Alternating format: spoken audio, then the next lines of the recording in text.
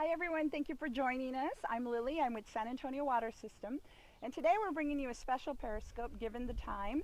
It's about wildflowers and incorporating them into your timeline, and I think we have a really interesting treat. We're out at Nathan's place, and Nathan is in our conservation department, but he also happens to have this beautiful field of wildflowers that he gets to enjoy, him and his family get to enjoy on a regular basis, and he's going to share it with us today and show us how to identify the different types of wildflowers and just talk to us about how we can incorporate them into our landscape and what that all entails. Before we get going, I have a couple of things I want to talk to you guys about. First of all, I don't know if you can see our awesome MySAWS medals. These are our garden style medals. They're part of our conservation department, and we are giving some of these away on our Facebook page. So please visit our Facebook page and then enter through the rafflecopter. There's a little giveaway tab, and you can see that there. Really cool medals. You can see a much better, clearer description when you get up there, and you can see the pretty pictures with the butterflies because we're a monarch city. Also don't forget to swipe and share with your friends and let us know if we're doing a good job by tapping your screen and giving us some hearts. And if there's any other topics or of course questions, by all means put them in the comments and let us know so we can tailor our conversations to the topics you guys want to have a conversation about. So Nathan, I'll get out of your way and let you start talking to us about wildflowers. Thanks, Lily. Good morning, everyone. Today we are not here to talk about bugs or anything like that particularly, but we do want to talk a little bit about wildflowers and what they can do in your landscape, how you can use them in your landscape to enjoy in addition to your regular xeric plants or whatever you like to do as far as landscaping or gardening goes. And we'll want to give you some examples of flowers that are just out in the wild, but at the same time, which ones you can actually find as seed through commercial sources and be able to use them in your landscape. So first things first, if you want to use wildflowers in your landscape, you have to plan.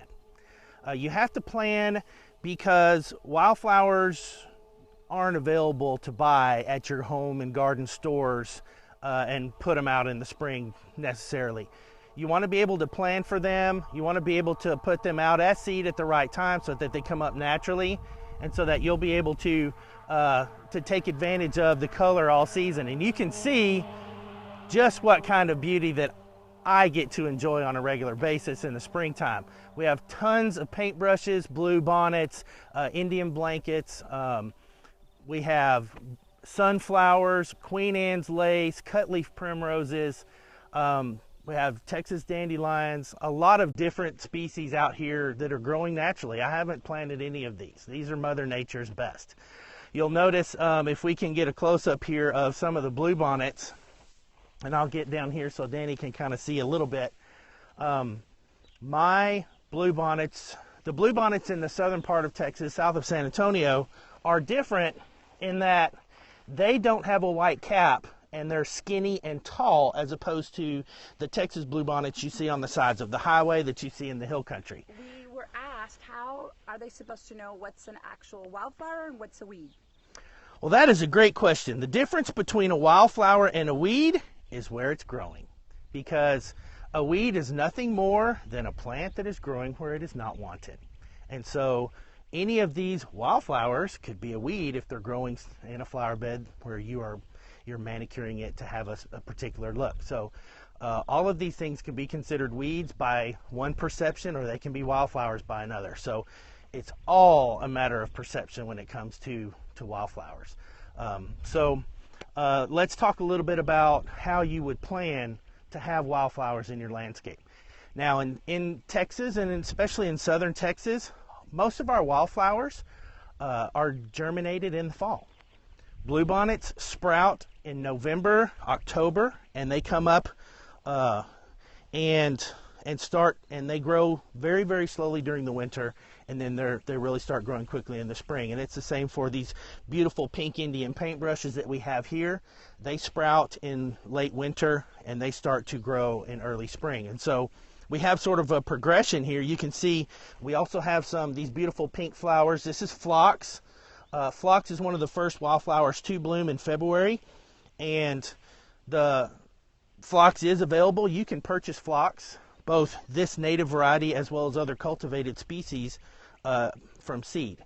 And so the phlox comes up in February. Soon after, we start to see Indian paintbrushes blooming early March, and then we see the bluebonnets coming up soon after, and then after the bluebonnets, we'll start to see the Indian blankets, firewheels, and then sunflowers will come up, and it's just a progression of color throughout the season.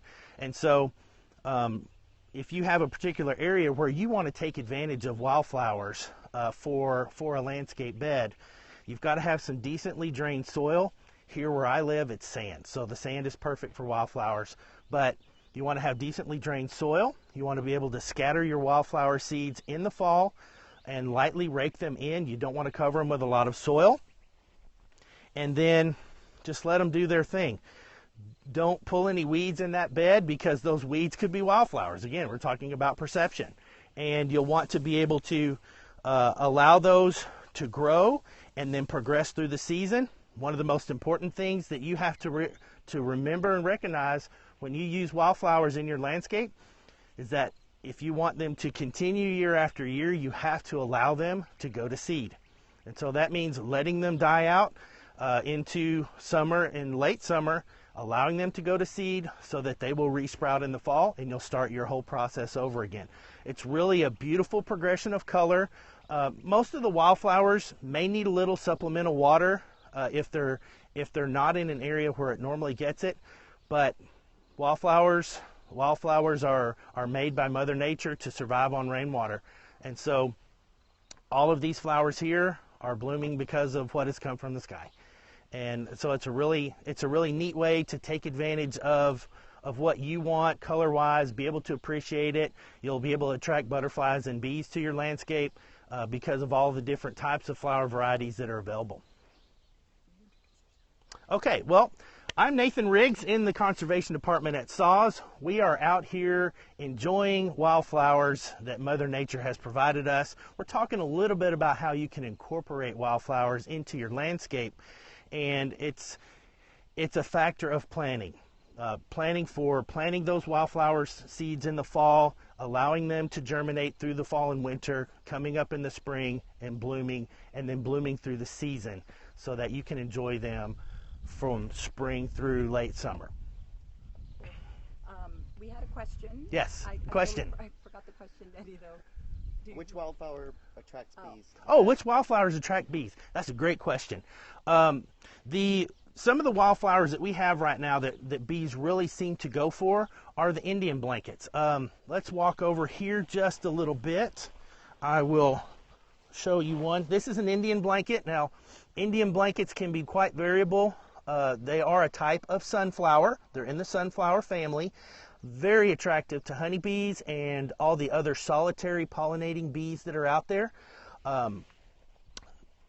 All the other sunflower varieties available, bees really are attracted to those. There's also a little tiny white flower called Gora. Let's see. I have to find the Gora. Oh, here we go. Let's back up just a tad, Danny. And I'll get one up here so we can see it. There's tons. This is Gora. This is a native Gora, but you can actually find cultivated Gora at stores. Bees love this. It blooms in the morning and in the evening. It's a very delicate little flower, but bees like it, pollinators like it, butterflies like it. So we had two questions. Okay. One was, what's your favorite wildflower? And two is, if you're going to put them in your landscape, how do you prepare for that? Do you have to leave a patch that's undisturbed, or how do you prepare for them in your landscape? Okay, well, two questions. My favorite wildflower is the Indian blanket. I like Indian blankets because they vary in color. The standard Indian blanket has a red center with yellow fringe around the edges. That's usually the one we see growing on the side of the road. That's the kind you can buy in the store. But there are other species of Indian blankets. There is a crimson Indian blanket that's blood red, that's beautiful. There is a prairie Indian blanket that is very delicate. And then there is variability. Out here on my place, I have Indian blankets that are actually pink or yellow. And those are just color mutations that have come up through just normal crossbreeding over the years. So I love Indian blankets. They last a long time. Butterflies love them. Honeybees love them. And they're really a pleasure to watch grow. Second question, how do you prepare a landscape bed for wildflowers? You're going to have to prepare an area that's a decent size, that has the soil that's relatively fluffy. You want it kind of loose soil that's well drained. If it's really heavy clay, you're probably going to want to add a little bit of sand or some sort of topsoil and rake it in so it's a little looser.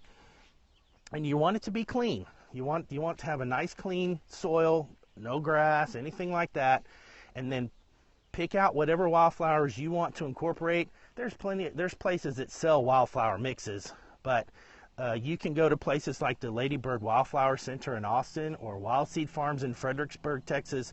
Both of those places have tons of native wildflower seeds that you can purchase, and there's other places as well. Those are the two that seem to really have a bigger presence. And pick out the seeds, the color that you want, and then sow them into your bed in the fall. Rake them in gently, give them a good dose of water, and then if we're not getting regular water, you might want to water the bed once every 2 to 3 weeks, just lightly. No flooding is necessary, just a light water just to keep the soil moist. Let those seeds germinate on their own. You don't want to flood them. These are not like ornamental plants. These are wildflowers. They don't want to be drowned in water. They don't need attention. They want to be left alone and do what they were intended to do. Perfect. Now we're getting questions about your medal. What medal are you wearing? Okay. The conservation medal that the conservation department has is a monarch medal. It has a monarch butterfly, a monarch caterpillar, and then it has 3 examples of the antelope horn milkweed flower that is a native milkweed that monarchs love. And it's just a testament to San Antonio's designation as a monarch champion city, the first one in the United States. We're very proud of that, and to be able to support monarchs on their migration route between the rest of the United States and their hibernation in Mexico. And for those people who are not from San Antonio, they might be watching, why medals? What's going on? Where do we use medals? Well, it is fiesta season here in San Antonio, and medals are sort of a collector's item that people really look forward to seeing every year. And medals are different. We have a couple of different choices at MySAWS each year, and we're really proud to be able to have this beautiful medal. And how can you get one? You can get a medal by liking our programs, all of our social media, and then on Facebook as well. Yes, there's a place where you can go sign up to be in the running for one of these medals, and go to our events. There will be medals available at our events. The landscape tour in Inverness neighborhood is this weekend from 9 to 3, and we will have medals there. You can go online to our Facebook page and get a ticket to go to that event as well. We'll have medals there. We had questions about bees earlier. Now, which ones do monarchs like? Are there flowers that monarchs prefer? Okay, that's a great question. When it comes to wildflowers, most of our spring wildflowers are not all that palatable for monarchs. We have some of the monarchs like the milkweeds. We have things like honeysuckle, nectar plants. Goldenrod is a great wildflower for monarchs in the fall, in the late summer and fall. And mist flower, purple mist flower is a really good one for monarchs. And that is something that grows wild. You can find seed for it. It is a cultivated variety as well. So you just mentioned wildflowers in the fall, which many of us don't necessarily think about. If I wanted goldenrods in the fall, when do I need to seed those? That's a great question. Typically, goldenrod does come up in the spring, and then it grows throughout the summer to bloom in the fall, in late summer and fall. And that's just another one of those color palettes that you can add to what you want to do. You can really get into wildflowers and really study to be able to see what exactly you could have from spring through fall that's providing color. There are wildflowers. Some people don't see goldenrod as a wildflower, but it is very important for monarchs and other butterflies in the late summer and fall. It's very important for bees, for our solitary, as well as our honeybee pollinators. And it's something that you can sort of be proud of. You can have your own little wildflower garden and know that you're helping out the butterflies and the bees. So before we wrap up, do you want to just quickly take us, I know you identified a few flowers early in the scope. Maybe we can just kind of, you can help us ID or have people, you know, tell us about each of the flowers we're seeing out here. All right. Well, of course we have the Indian paintbrushes that are all of the bright, tall pink ones, and we're sort of in transition, at least here at my house right now. The Indian paintbrushes are starting to go to seed, and they're starting to decline. They've been blooming now for about a month, and a lot of everything out here was blooming early. So a lot of our Indian paintbrushes are going to seed. You can see the flowers are still going at the top, the bracts, but here at the bottom, they've already started to go to seed. And you can see here, this, and I'll put them in my hand. These are the seeds. They're at the bottom. And so they're already going to seed. A lot of the bluebonnets are already starting to go to seed. And some of the other flowers that we have going, we have this real pretty cut leaf primrose, which usually opens in the mornings and the evenings. It's related to the buttercups. People see the pink buttercups. It's in the same family of flowers as that. Right next to it, we have lazy daisies, which are real pretty, just a daisy that the butterflies like. These little yellow flowers here, it's called popweed. And it's called popweed because the little seeds make a little ball and they pop when you step on them. And they smell really, really, really good. They have a nice fragrance. Completely wild. Some of the other things we have going, there's a real pretty flower, and I'll pull it because I have tons. This is called Queen Anne's lace. It's actually related to carrots and parsley in that same family. Is it edible? It is not edible, okay. But it's really pretty. Makes a real nice kind of an umbrella with tiny, tiny white flowers and little tiny sticky seeds. But it's really pretty and tall. Butterflies love it. And some of the pollinating flies love it as well. I have a lot of native grasses, and the winter grasses are now going to seed. I have a few sunflowers that are starting to pop, some of the Texas sunflowers. And then I have a really good example of, let's see. This is a little different because it's got white in it. This is about variations in color, right? This is one of the Indian blankets, the fire wheels that's pink. It's a color variation. And it's actually a little bit faded, but it was bright pink as opposed to the dark red that you see a lot of the others. And so it's interesting, you know, all of this is variation that just happens with normal pollination. Every once in a while you'll get a mutation, just like you get white bluebonnets and just like you get all the different colors. And so it's really interesting to be able to watch and see how all of these things progress through the season. To enjoy the color. Sometimes there'll even be hummingbirds that'll stop by some of the red flowers, although they really can't get anything out of them, but they're red, so they attract the hummingbirds. It's kind of neat. So someone asked what the white flowers Oh, great.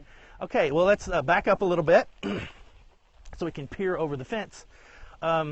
These beautiful white flowers are called prickly poppies, and they are very attractive for bees and butterflies. And they get their name because the leaves are very, very prickly. They're covered with spines, and they are a little bit invasive. They can really take over an area if they're allowed to, but they're super pretty. You can see all the butterflies that are flying around through this patch of them. And there's actually two other species in Texas. There's a yellow species, and there's a crimson, kind of a wine-colored species as well. But the white is the most common. You see it all in pastures and on the roadsides. Just beautiful sea of white in some places. Great question. Cool. Any other questions? No? All right. I think we're done. We're set. Give us the Okay, well, just to kind of recap, wildflowers can be a really good piece in your landscape if you plan. Plan for the time when you have to plant the seeds. Plan for the time to maintain them through the winter, and then allow them to go to seed in the summer and fall so that you can start the process over again. We did get another question. Okay. How do you keep invasive mustard out? Oh, okay. Invasive mustard, it's also called bastard cabbage. Okay. That's another name for it, wild mustard. It's hard to keep it out. You just have to be vigilant and pull those up when you start to see them come in. They make thousands of little tiny seeds, and they can take over an area in no time at all. So be sure you pull those up whenever you get the chance to. So we had another question saying, can they just throw them randomly out their car window? Maybe it just means randomly anywhere. I guess for seeding purposes. For seeding purposes, you know, there's nothing wrong with that. I don't believe there's a law against sowing wildflowers, but you have to be careful about invasive species. Some wildflowers will take over an area, and so you just have to be really careful about that. Yeah, like the prickly poppies we see here, like the bastard cabbage, although it's not something you can buy, it's just wild. So it's something to think about, but more often than not, if you're going to spend the money on wildflower seeds, put them somewhere where you can enjoy them, and then you can invite your friends and family to come see them as well. So super glad you joined us today here on this edition of Garden Scope, and glad got to share wildflowers with you, and get out there and enjoy all the wildflowers that Texas has to offer. Right before we turn off, I'm going to join Nathan just to let you guys know that we see all your comments. Thank you so much for being on with us. Nathan, you got lots of compliments. Thanks. And they want to let you know that they really enjoyed it, and thank you for sharing your wildflowers with We them. do have a great gallery at gardenstylesa.com on wildflowers. So if you go to the website and go into the gallery section, there is a gallery on wildflowers that have pictures that were taken from all over South Texas by conservation staff, and get to enjoy those too. Awesome. Thank you guys. Thanks for the hearts and Thank for you. the shares. Bye. Bye.